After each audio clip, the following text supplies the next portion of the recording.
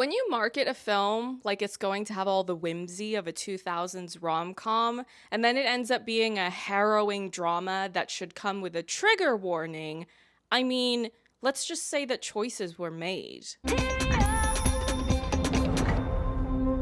buddy.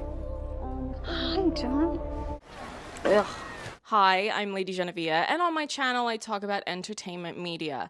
I have 3 reviews I'm working on today. How many?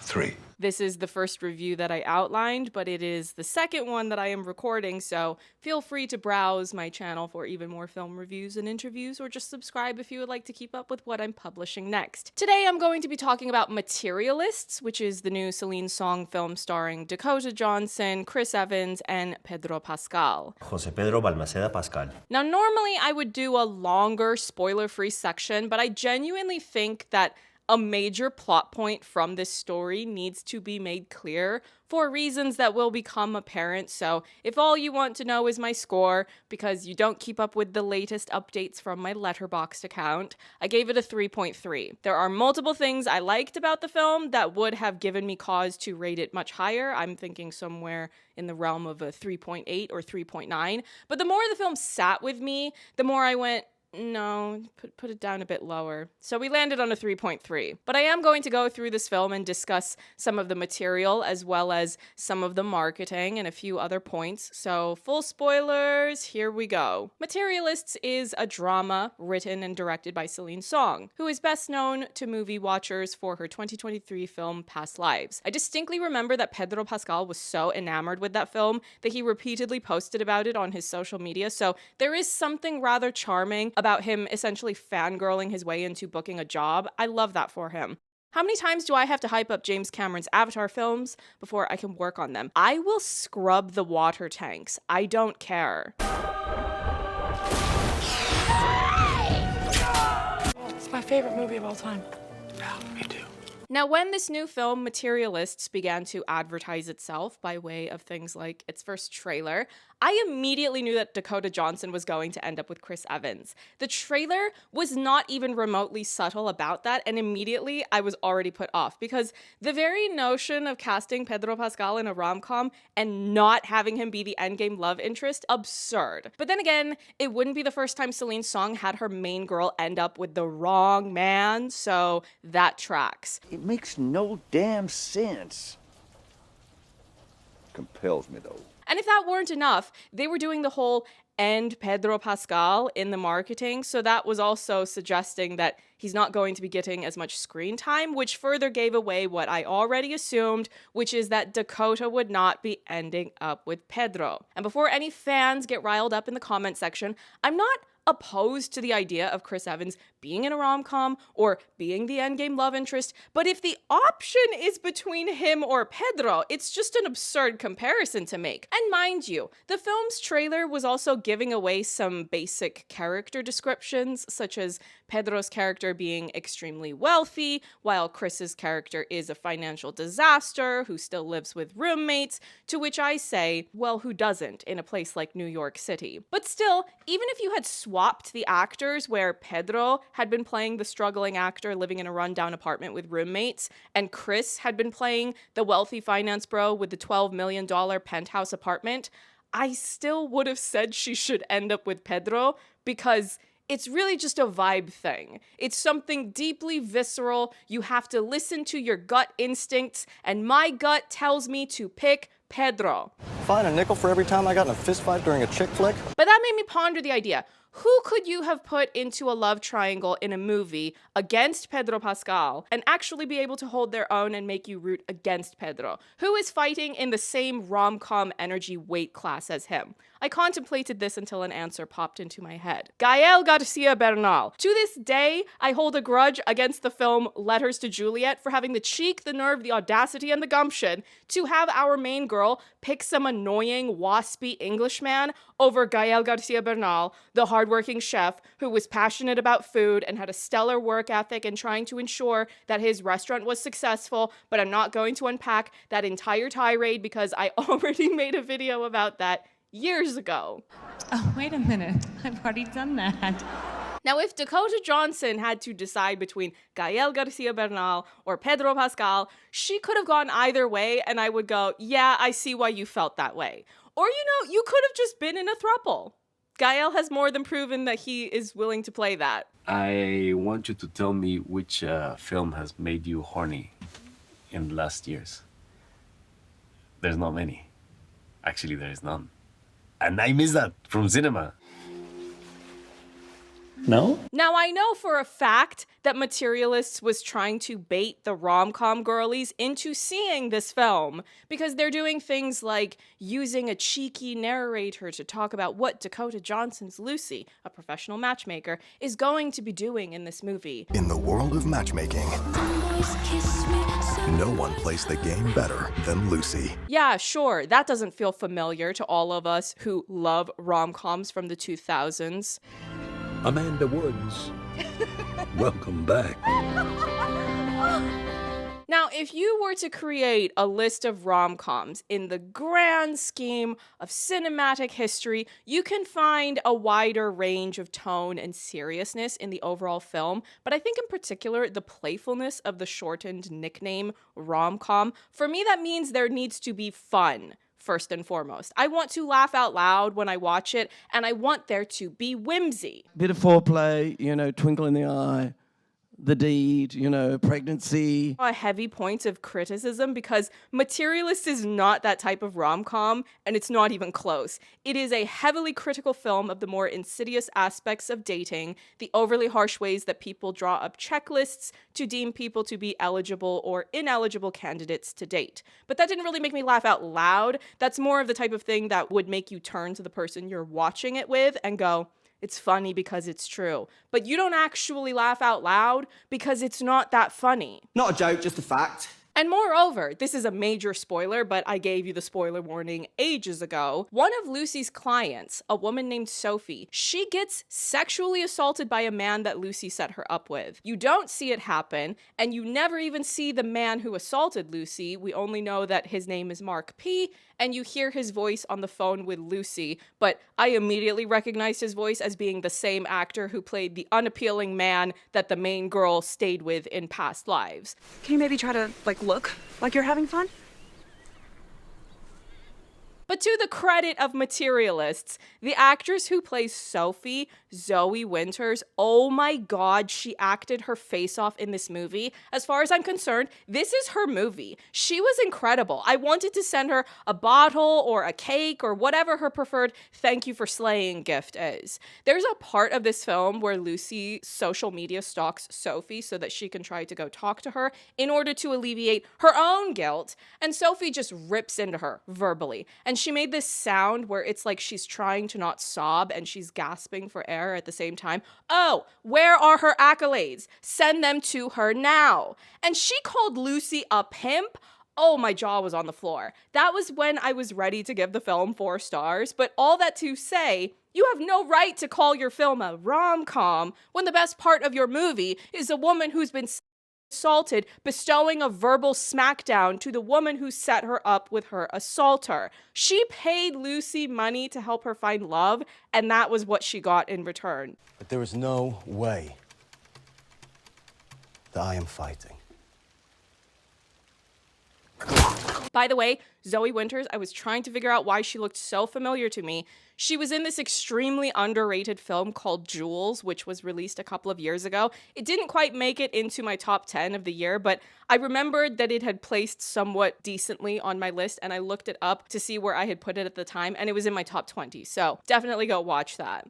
Now, the seriousness of this part of the story is handled with the care that it deserves, but what I do not like is this bait and switch, the notion of dangling the idea of a fun and whimsical 2000s-esque rom-com to an audience who is showing up in full force, by the way. I am at the cinema every week because I love films, I have a monthly movie pass, and I have a YouTube channel where I talk about films. It was an uncharacteristically high turnout for an opening weekend film that is not part of a franchise, a big corporate favorite IP or a sequel to something. And it was largely women who were showing up. I would guess mostly early Gen Z and millennials, and also couples. And let me tell you something, the people want rom-coms. Do you know what movies I've seen in recent years with larger than expected turnouts? Films like Anyone But You and No Hard Feelings. Anyone But You in particular became the sleeper hit of that holiday season. It was an actual unicorn where every week it was making more money at the box office than the previous week. I don't know how long that lasted. It was either 3 or 4 weeks. And do you know why that was? Because it was fun and romantic, and it had the playful, whimsical spirit of the mid to late 90s and 2000s. Okay. And by the way, it is not me to ask where the bathroom is. If Materialists had been more honest in its marketing and played things off as being a romantic drama, I would not be harping on this point as much, but without being hyperbolic in my rhetoric, I consider it to be an unkind thing to do to dangle the promise of a fun and whimsical rom-com to an audience who is hungry for that and then jump scare them with a salt. I see a wide variety of films spanning varying genres. I watch horror films, so I see some very scary and uncomfortable things happen on the big screen, but those films are not usually being deceptive in their marketing. They might conceal some of the best plot twists, but you know what the overall vibe is when you are buying a ticket. I didn't factor the marketing, which I strongly disliked, into my overall score, but I do think it was something that warranted talking about. But anyway, Materialists, as I've already said, Dakota Johnson's character Lucy does not end up with Pedro Pascal's character Harry, but instead with John, her basic broke ex-boyfriend. Now, regardless of the many jokes I've seen made online about how, well, it doesn't make sense in this economy to romanticize ending up with a man with $2,000 in his bank account, my gripe with this ending is about a number of other variables that are not about the difference in income. There's so much more to unpack than that. When Harry first begins to pursue Lucy, they are at the wedding of a couple that Lucy had paired up as part of her job as a matchmaker, and Harry is the brother of the groom. He's extremely handsome, he's debonair, he's charming, but without coming across as overly aggressive or smarmy. He's surprisingly likable for a man who works in finance. And the chemistry is giving everything I would want to see for an endgame couple, except they're not endgame, because who should briefly interrupt their super chemistry-filled first meet? The ex-boyfriend John, who brings Lucy her chosen drink, which is a Coke and beer, which is truly disgusting. I don't drink Coca-Cola because of multiple reasons, including but not limited to what they're doing in Mexico, and you can look that up if you would like to learn more. But anyway, one of the issues I have with the ending is that Lucy and Harry have better chemistry than Lucy and John do. It's not that Lucy and John don't have any chemistry, they do, but it's not as much as Lucy and Harry. Right from the very beginning of their first meeting, the chemistry is so good. When they have this long, one-take conversation on their first date, Lucy is trying to understand why Harry would want to go out with her, because she thinks that he has access to more conventionally appealing options and that her various flaws are ones that would make her off-putting to him. And Pedro/Harry proceeds to unleash some bangers. He says to her, "Do I look like I need a dowry?" And he also says to her, and I quote, "I want to be with you for your intangible assets." I could have slid onto the floor right then and there, because what do you mean intangible assets? And before we say a single thing about John, the way that they tried to justify them breaking up also did not really work for me, because it's just that she's still hung up on her ex, even though he says and does the wrong thing in ways that make him very off-putting to me, that are not first and foremost about his income. But they just start to have Harry appearing less and less in the film. And then when he's finally back in play, well, let's just have them break up so we can have her end up with the less appealing option, just like the main girl from past lives. I am so tired. You having an unnatural allegiance to losers is not like you. And let me talk about this breakup, because I could not believe the way that they did this. It's late at night, and they've been trying to rapidly build this idea that Lucy all of a sudden is not feeling this relationship with Harry anymore. Now, he has made the preparations to take her on holiday to her dream destination, which is Iceland. She didn't even own a passport before this. I am so baffled, because they have Lucy outright say in this film that she's materialistic, and you didn't even let her go on holiday, a free holiday. So what is the truth then? I get super horny when I travel, and that's not my fault. That's science. But anyway, she's also found a ring in Harry's suitcase, so she knows that he's preparing to propose, which is so cute. I love that. And then she catches a glimpse of Harry's leg. And I think they showed this earlier in the film, but this time she gets a closer look at it and finds that there are these dark spots. Now, let me talk you through this. My initial reaction was to think that they were track marks because they were only being shown in a dark bedroom, so you didn't get the most visibility and the glimpse was also brief. But Harry jumps out of bed. He leaves the bedroom and he goes into the kitchen. My reflex was to think they were track marks because earlier on when Harry and Lucy were getting to know one another, one of the first questions she asked him was if he does drugs, and he said that he doesn't, but then she replies that she's been known to partake in some Laganja Estranja if she's at a party, and then he immediately replies that he does the same. Are you on drugs? No, but if I were, that'd be a deal breaker. So maybe he was lying and he's actually got an addiction problem, and the idea of this being the big reveal to break them up was very off-putting to me because it didn't really make sense in the overall story, but that was not the actual reason. The scene plays out of Lucy coming to the kitchen and having this conversation with Harry in which he admits what Lucy had already figured out, which is that Harry had one of those surgeries where you get your legs broken to make you taller.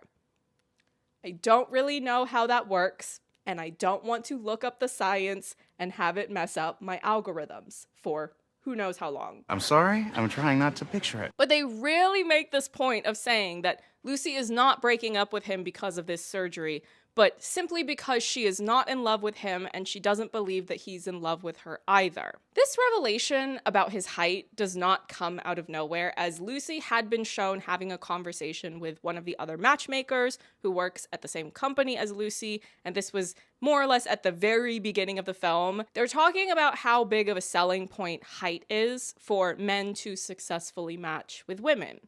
You also hear it talked about among some of the clients, where women will list particular specifications, often about height, if they are looking for a man. How tall? 5'11". Is he actually 5'11" or is he 5'9" and is lying? What's a couple inches? Little big, I don't know, we will find out! And this was such a silly and weird revelation for me. Now listen, I understand that the film is set in New York City, so it has a specific cultural perspective, but for me, that was one of those moments where I experienced culture clash because I genuinely do not understand Westerners and their obsession with height. It's very weird. You're already weirdly tall people, and you're seemingly obsessed with everyone needing to be tall as well. I don't get that. And then I had that moment of laughing to myself where I remembered how I would have better understood the idea of Pedro Pascal not being Endgame if he had lost in the story to someone like Gael Garcia Bernal. Now, Gael is many things. Talented, show-stopping, but a tall man he is not. And do you know who cares about that? Absolutely no one. Because it is an absurd idea. Any Mexicans in the audience, especially if you are attracted to men, have you ever in your life thought to yourself, oh yeah, that Gael Garcia Bernal would be a real heartthrob if only he was taller? I highly doubt that. And I grab him and he's just hard muscle, abs, just tight, sexual, settle down. Power. But anyway, let's address the John of it all, the ex-boyfriend. Early on, when Lucy is reunited with him at this wedding, she goes outside for a smoke break. By the way, the amount of tobacco in this film absolutely lowered the vibes. The foul burning stench, the poison of it all. I have a deeply rooted hatred of cigarettes. That's my specific bias. I am being honest about that with you, the viewers. It's a bias that I have. This is a smokeless garden. This is a smokeless garden. But anyway, Lucy goes outside to smoke and to snoop on John so that they can have a chat, catch up a bit. And immediately they make it clear that there is this heavy history and it's unresolved between them. And they show not long afterwards a flashback of them when they were still a couple and they got into this insufferable fight on their 5-year anniversary when they were driving into the city or driving around the city, and Lucy is trying to get John to park, but he keeps refusing because of the price of parking literally everywhere in the city. And although I fully empathize with the struggle of trying to afford the cost of living under late-stage capitalism in the midst of a dying empire, it's the immaturity of the way he handled the whole debacle, where she had clearly told him already that if they were late, they would be charged extra for not making their reservation that they had booked. I don't even want to overly belabor the points in their argument, but simply that there was a clear lack of emotional maturity of being able to talk out their issues. You can either have a discussion, work through this cycle of arguments you find yourself stuck in, or just break up. Girls, would you tell I know to touch plates? I sat through one argument of theirs and I was ready to tap out and leave. I was not invested in them getting back together. And clearly it wasn't a good fit because they did break up. And then when they're having the conversation at this bar, this is further on in the film, I forget the exact lead up to this moment, but John had said something to her about, oh, well, it's just dating. It's not that serious. And I swear it had something to do with her job. But anyway, what I do remember is that I had such a visceral response when he said this. I was overcome with disdain for him at that moment. The exact thought I had in my head was, oh, I hate him.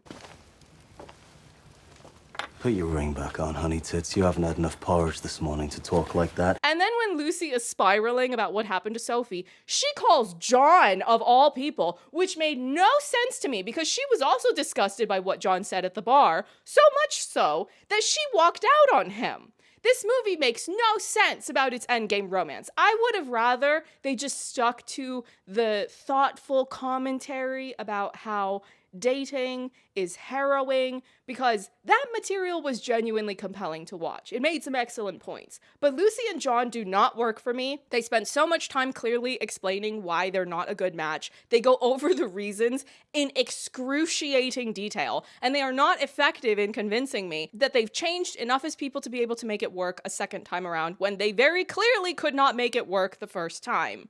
Even when John is trying to tell Lucy some of the ways that he's going to try to change and do better, they're very dismissive of this because at this point Lucy has already decided that she loves him and that's enough to want to get back together, so she interrupts him by kissing him. No, I want to hear him make his points. Do not let this movie convince you to get back with your ex and waste your time on him again.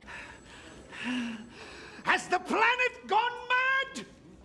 There were so many instances in this movie where I was going, where are Lucy's friends? Where are her girlfriends? When she breaks up with Harry and she's all, oh, I already rented my apartment out for the week, so I don't have a place to stay. And she's telling this to John, who she's gone to see. Girl, what? Where are your friends? And don't try to tell me, no, she was just doing that as an excuse to try to see him. No, absolutely not. Do not try to excuse it. I don't like it. I don't feel it. They are not the vibe. Anyway, will we be in attendance for whatever the next Celine Song film is, where the main girl inevitably picks the wrong man? I don't know. Probably. I liked this much better than I did past lives. So as far as I'm concerned, we are on an upward trajectory. Maybe ask Pedro back and let him be endgame next time. I will throw all the accolades at you. Just let him be endgame. Your heartbeat is fast.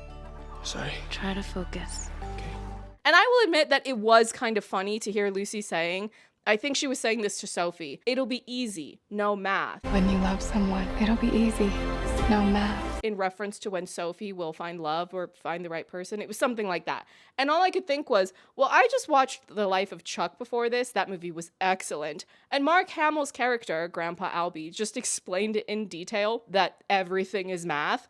And I'm kind of leaning more towards his explanation instead of the confused messaging about love in Materialists. But anyway, if you are a Pedro Pascal girly, also known as a person of taste, I do recommend watching Materialists because he does serve some excellent romantic leading man energy before it all goes wrong anyway. It just confirms everything I thought about how he needs to be in a rom-com, an actual rom-com in which he gets to be someone's endgame. Some men just have it. Let Pedro Pascal be the next Cary Grant, you cowards. My instincts are usually right. Hi. Wow. The tasteful thickness of it. Oh my God.